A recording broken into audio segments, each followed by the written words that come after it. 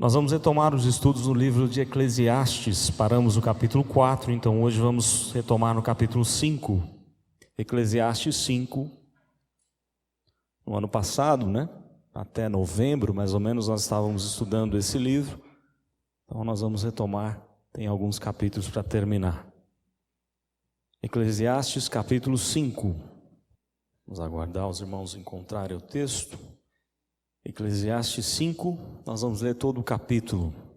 Nos diz assim a palavra do Senhor: guarda o pé quando entrares na casa de Deus. Chegar-se para ouvir é melhor do que oferecer sacrifício de tolos, pois não sabem que fazem mal. Não te precipites com a tua boca, nem o teu coração se apresse a pronunciar palavra alguma diante de Deus, porque Deus está nos céus e tu na terra. Portanto, sejam poucas as tuas palavras, porque dos muitos trabalhos vêm os sonhos, e do muito falar palavras nécias. Quando a Deus fizeres algum voto, não tardes em cumpri-lo, porque não se agrada de tolos. Cumpre o voto que fazes. Melhor é que não votes do que votes e não cumpras. Não consintas que a tua boca te faça culpado, nem digas diante do mensageiro de Deus que foi inadvertência. Por que razão se iraria a Deus por causa da tua palavra, a ponto de destruir as obras de tuas mãos? Porque como na multidão dos sonhos há vaidade, assim também nas muitas palavras. Tu, porém, teme a Deus. Se vires em alguma província opressão de pobres e o roubo em lugar do direito e da justiça, não te maravilhes de semelhante caso. Porque o que está alto tem acima de si outro mais alto que o explora, e sobre estes há ainda outros mais elevados que também exploram. O proveito da terra é para todos, até o rei se serve do campo. Quem ama o dinheiro, jamais dele se farta, e quem ama a abundância, nunca se farta da renda. Também isto é vaidade. Onde os bens se multiplicam, também se multiplicam os que deles comem. Que mais proveito, pois, têm os seus donos do que os verem com seus olhos? Doce é o sono do trabalhador, quer coma pouco, quer muito, mas a fartura do rico não deixa dormir. Grave mal vi debaixo do sol as riquezas que seus donos guardam para o próprio dano. E se tais riquezas se perdem por qualquer má aventura, ao filho que gerou nada lhe fica na mão.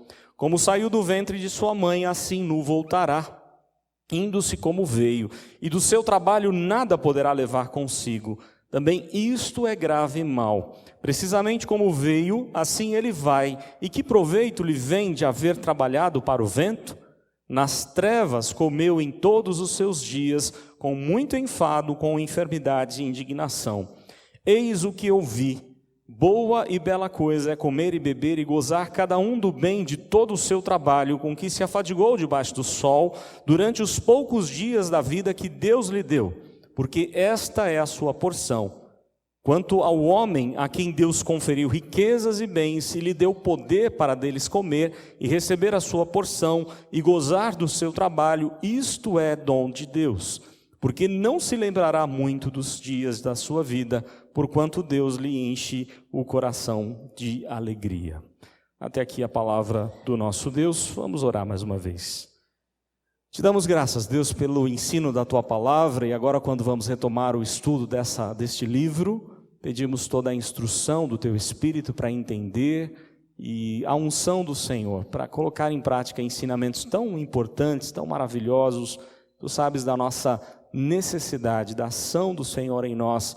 Inclina o nosso coração para amar mais a Tua palavra, para obedecer mais, para viver na Tua presença em santidade. Oramos em nome de Jesus. Amém. Onde está o teu foco para o ano de 2020?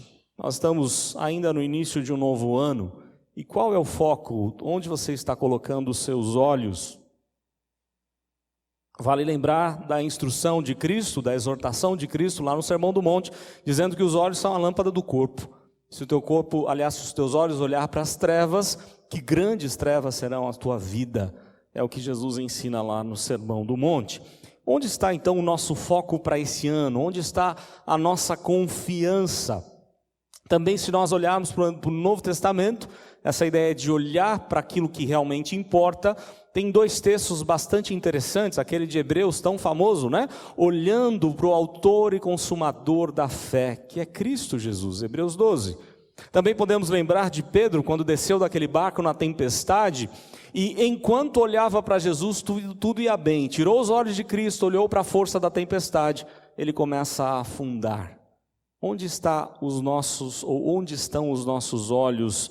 Em Deus ou nas coisas dessa vida, tanto situações boas ou ruins, em que nós temos olhado? No que você pretende investir nesse ano? Quais são os teus planos de investimento?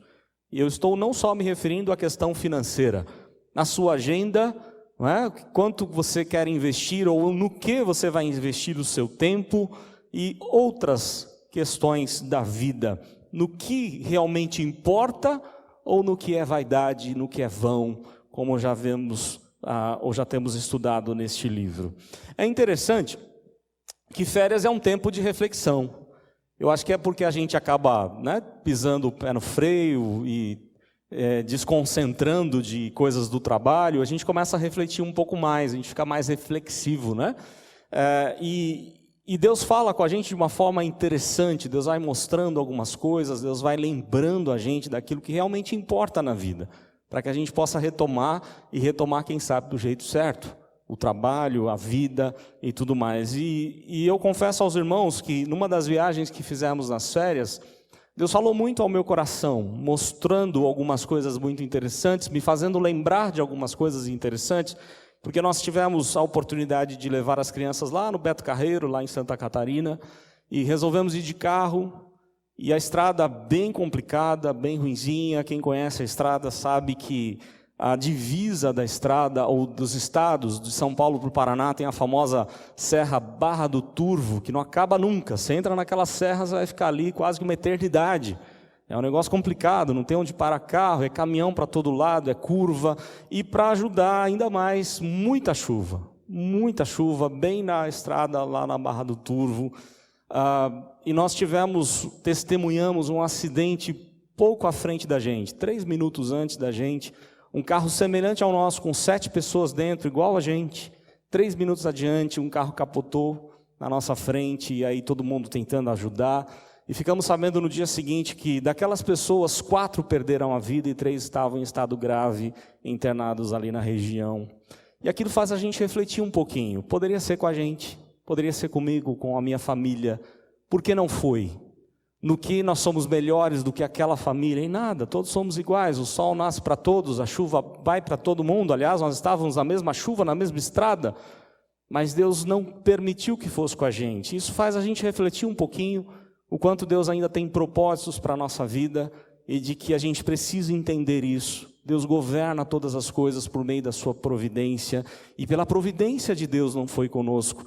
Aprove a Deus que nós aqui estivéssemos. E aí me fez lembrar, como eu disse sobre reflexão, me fez lembrar que em 1990, tinha acabado de virar o ano, era ano novo, nós passamos o ano na praia. Eu era muito novo, não era crente, não queria saber de igreja, de Deus.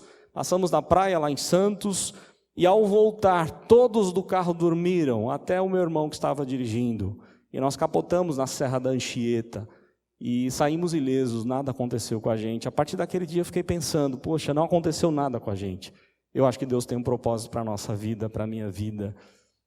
Eu queria que você pensasse nisso. Se você está vivo hoje, se Deus te deu mais um ano, é tempo de refletir no que você vai investir nesse ano. Você vai desperdiçar a sua vida com coisas que não agradam a Deus, com coisas que não vão levar a lugar algum, ou você vai investir naquilo que não é vaidade? Vai correr atrás do vento, ou vai correr atrás das coisas que realmente importam? Essa é uma das reflexões que Salomão está fazendo no livro. Durante todo o livro ele vai pontuando aquilo que não é vaidade. E ele vai mostrando para a gente que a gente não pode perder tempo, correr atrás daquilo que realmente não importa. É um livro de reflexão, de filosofia, de intimidade com Deus, de reflexão diante de Deus. E aí eu queria falar com os irmãos, baseado aqui nesse texto, sobre qual foco que realmente satisfaz o nosso coração. o que será que a gente tem que olhar, para onde a gente tem que olhar para encontrar satisfação no que realmente importa, no que realmente faz diferença na nossa vida? E a primeira lição que o texto traz para nós é que o foco tem que ser na adoração a Deus. Nós existimos para adorar ao Senhor. Deus nos fez para isso, para a glória dEle, para gozarmos dEle eternamente, experimentar Deus todos os dias da nossa vida, que começou um dia e que nunca mais vai terminar. Você já parou para pensar nisso? Você teve um início, mas você não tem um fim. E Deus te fez para a eternidade, para Ele, para ser dEle, para experimentar dEle a cada dia.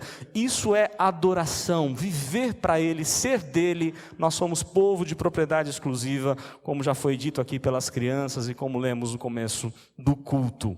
O que é interessante é que o barulho desse mundo nos distrai. Como a gente fica distraído quando vem à casa do Senhor, não é verdade? Eu tenho certeza que todos nós aqui entramos com os nossos problemas. Dá para deixá-los em casa? Dá para deixar no carro? Vou deixar lá no estacionamento os meus problemas, não é? E aí eu entro aqui na igreja leve, aliviado, só pensando em Deus. Não é sempre assim. Às vezes você entra aqui com o coração angustiado, abatido, preocupado, talvez com decisões que precisa tomar na vida. E o barulho desse mundo sempre tende a nos distrair. Olha o que Salomão diz: guarda o pé quando entrares na casa de Deus. Preocupe-se da maneira como você entra aqui. Guarda o teu pé, a tua vida.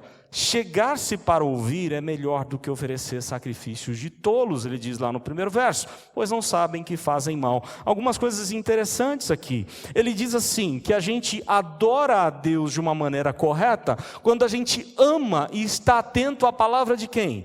De Deus. Eu venho para a casa do Senhor, aliás, você já parou para pensar nisso? Por que você vem à igreja? Porque eu quero, porque meus pais me obrigam, ou porque eu tenho que ir a domingo.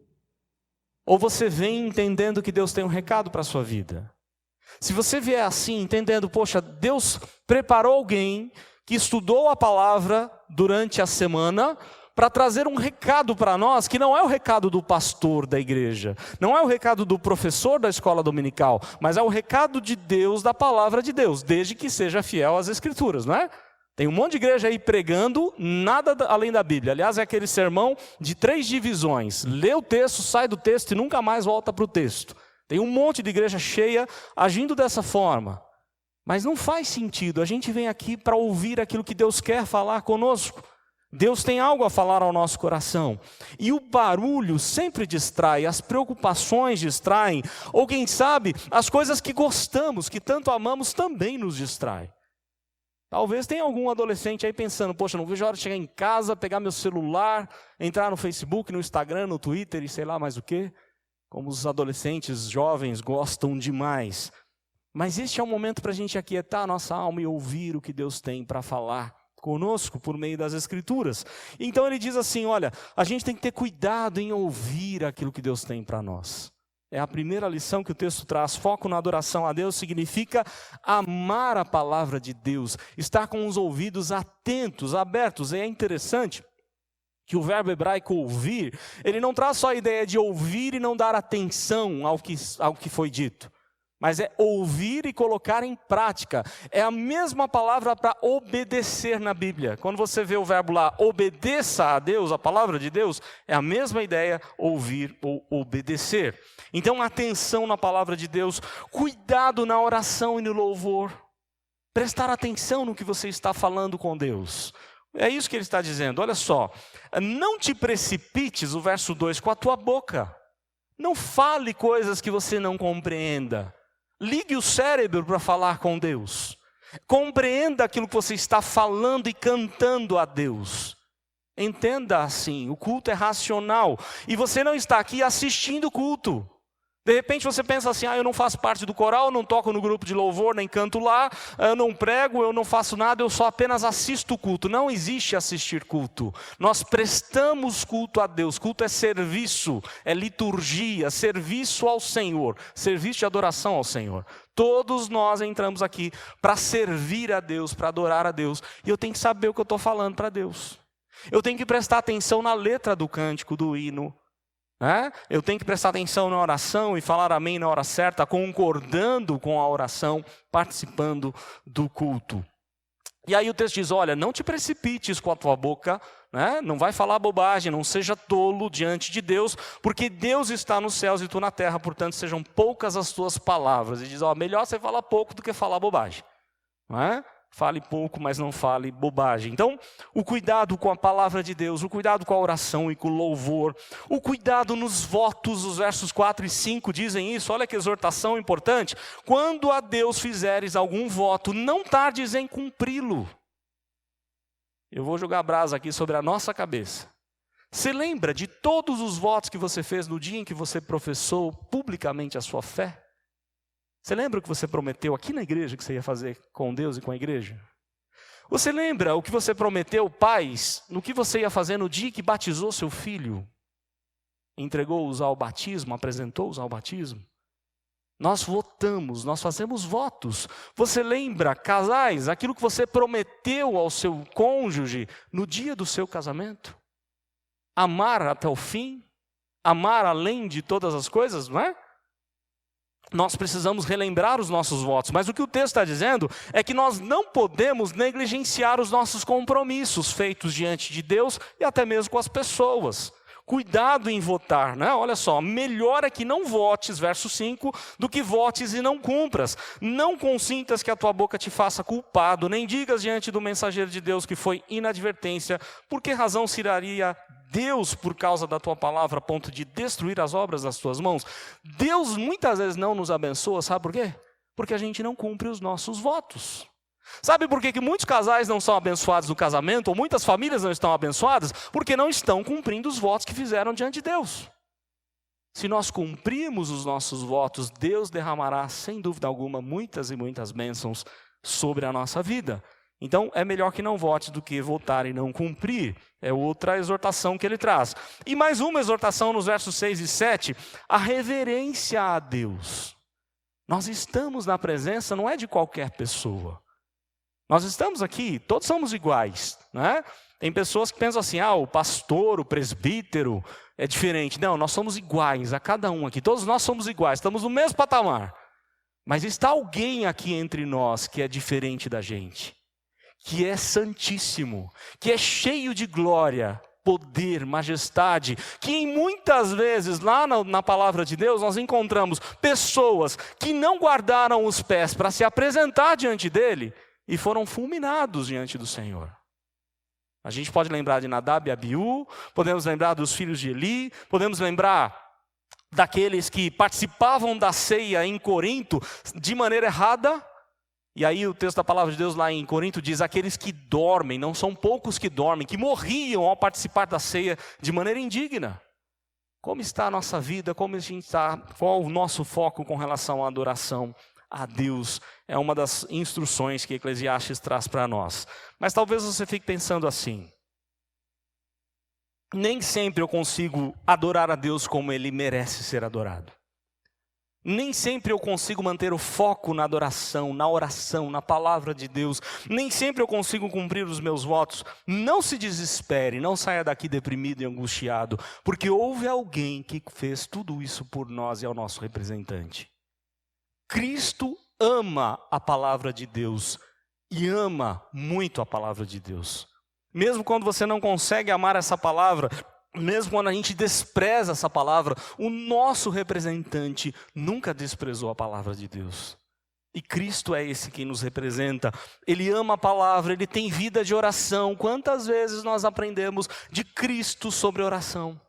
Nós temos nele modelo, exemplo a seguir. Compromissos que foram cumpridos, ele cumpriu cabalmente a todos eles. Aliás, a palavra que ele usa, está consumado, mostra que ele cumpriu todos os seus compromissos. Ele cumpriu a missão fielmente, cabalmente. E ele era reverente ao seu Pai. Aquilo que nós não conseguimos fazer, Cristo fez por nós e por isso nós aqui estamos, para tentar seguir o exemplo de Cristo e buscar isso. Então o primeiro foco é o foco na adoração a Deus. O segundo foco é o foco na satisfação em Deus. Olha só o que diz lá, a partir do verso 8. Se vires alguma província, opressão de pobres e roubo em lugar do direito da justiça, não te maravilhes de semelhante caso. Olha o que Salomão está dizendo. Se você vê que há injustiça no Brasil, não fique maravilhado com isso. Se você vê que há miséria, pobreza no Brasil, não se maravilhe com isso. Isso é normal. Salomão era quem? Era rei, era governante. E ele está instruindo o povo de Deus a dizer, olha, não se maravilhe com aquilo que é normal. Por que é normal? Porque as pessoas, elas estão completamente depravadas do seu pecado. A depravação total da humanidade que traz em todas as esferas problemas, corrupção. Enganoso é o coração e desesperadamente corrupto. Quem o conhecerá? Dizia Jeremias. Não dá para você confiar, quem sabe, nos governantes. De repente você pensa assim, não, agora sim o Brasil vai para frente, porque tem pessoas lá no governo, não é, que agora vai. Engano seu, porque vai entrar o da direita, o da esquerda, ou aquele que é mais central, e as coisas ficam do mesmo jeito, porque as pessoas estão depravadas dos seus delitos e pecados. A solução para o Brasil não são os juízes, não são os governantes, mas é Cristo Jesus. E só a igreja tem esse poder de falar de Cristo, de evangelizar, de mostrar as boas novas de salvação.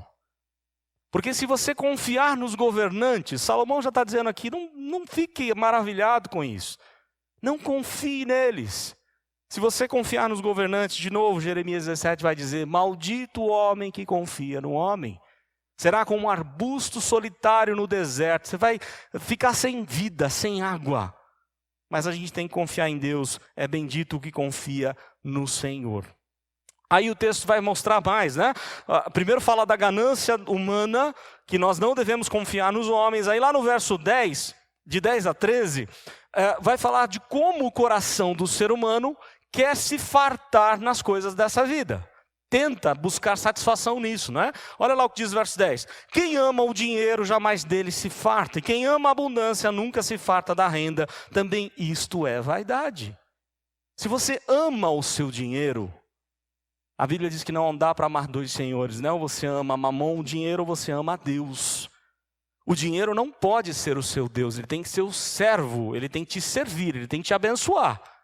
Não é? Mas se você de repente ama o dinheiro e faz dele um ídolo, você nunca vai encontrar satisfação nele. Você pode perguntar para qualquer um, pode ver aí, ler textos, livros de muitos e muitos milionários, e todos eles vão dizer o que eles mais queriam, um pouquinho mais de dinheiro. Já parou para pensar nisso? Eu quero um pouquinho mais. E sempre vai querer um pouquinho mais e um pouquinho mais. E aí o texto vai dizer assim, olha, no verso 10, de 10 a 13, eles não vão se fartar, ou a sua alma não vai se fartar se você tiver muito dinheiro. Aí o texto vai usar um outro verbo, ó, vai ter aproveitadores. Olha que interessante.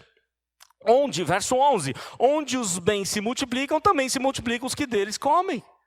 Pessoas vão se aproximar de você porque você tem muito dinheiro. E vão querer tirar proveito do seu dinheiro. Não é por sua causa, mas pelo seu dinheiro.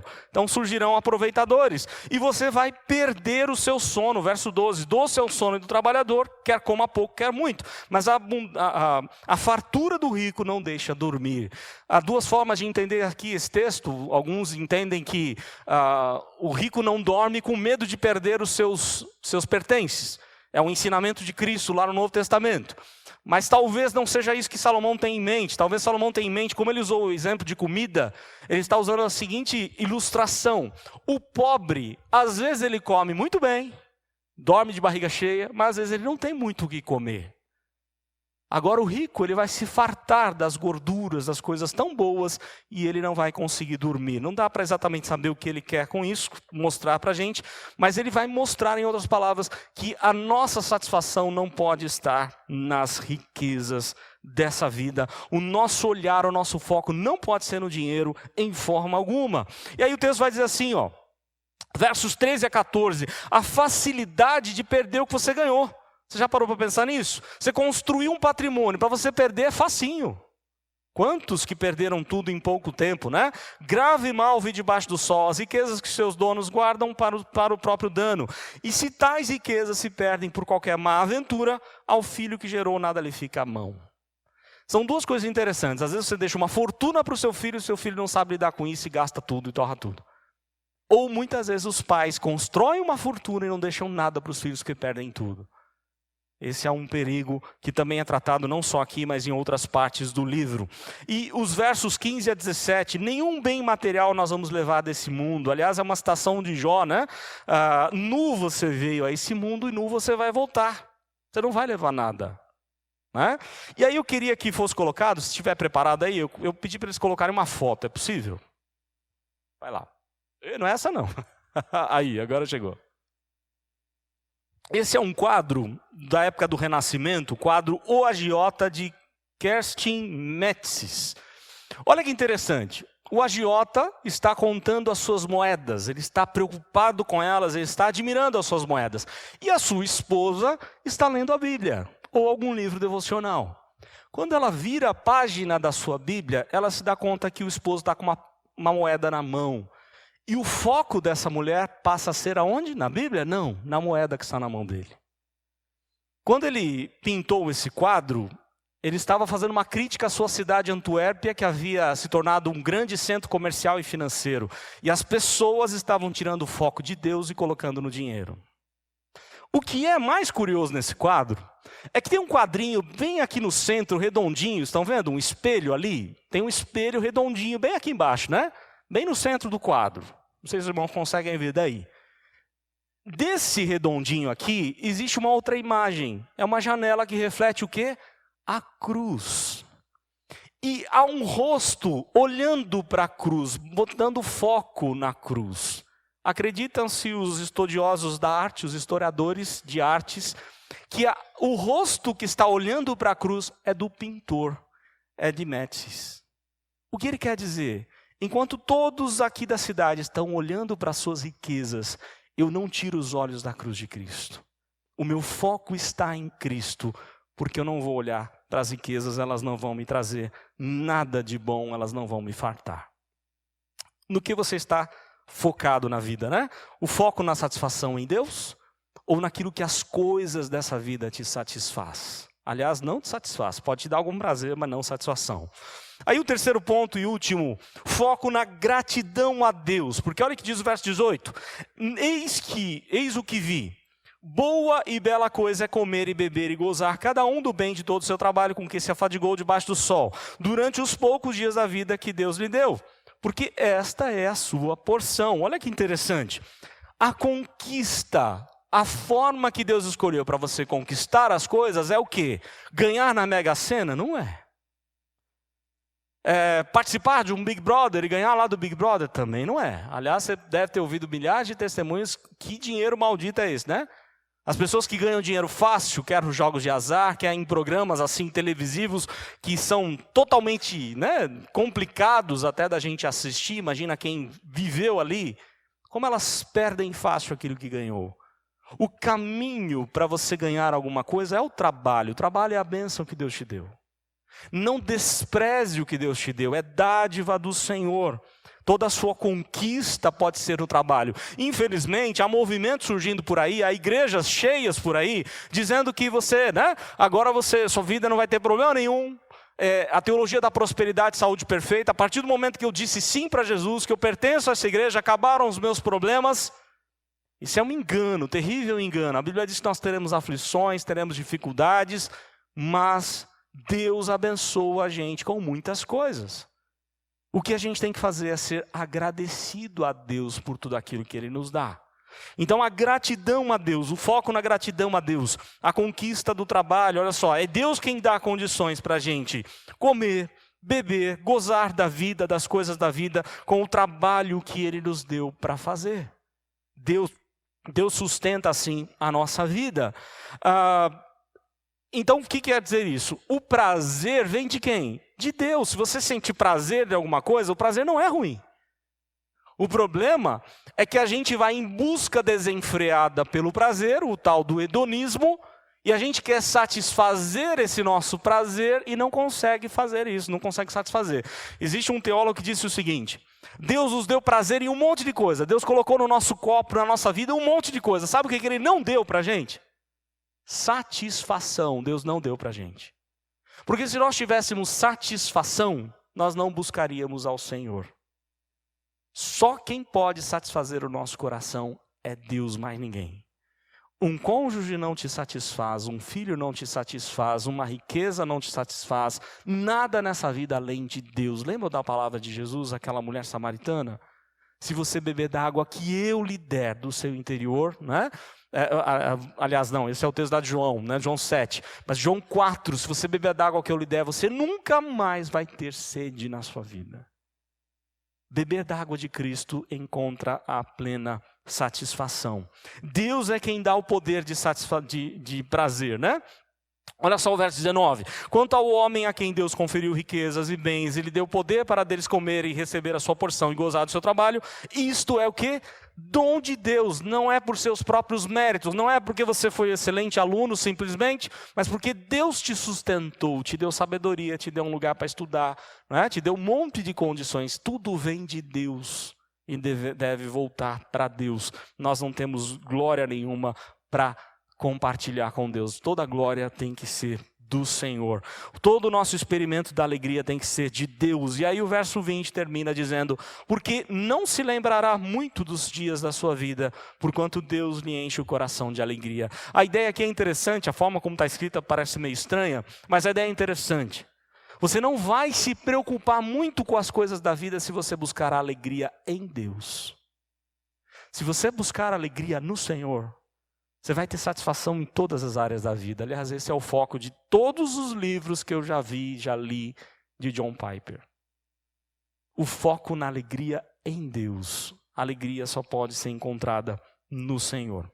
E eu queria fazer uma aplicação muito rápida aqui. Qual será o seu foco em 2020? E aí eu queria só te perguntar. Você sabe que você não vai levar o seu carro lá para o céu?